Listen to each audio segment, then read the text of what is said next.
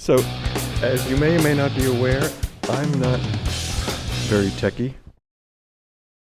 Yeah, well, Out you're going to learn a little bit about me here. I'm afraid I'm a little bit of a pop guy, and I like positive music. So I went to see Jason Mraz a couple of weeks ago in Boston.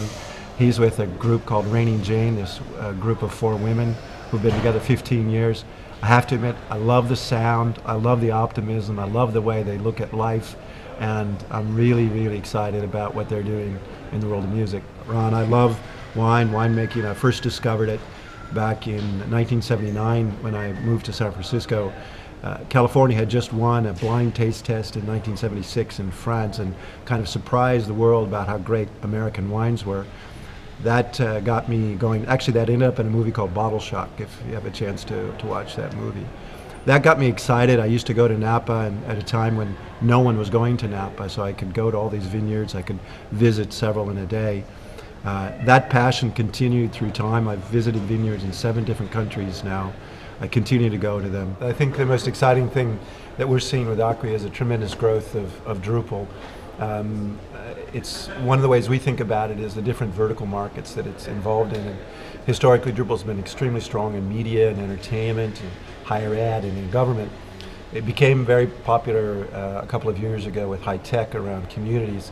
But in the past year, we've seen tremendous growth in life sciences, in CPG, consumer packaged goods, as well as in financial services.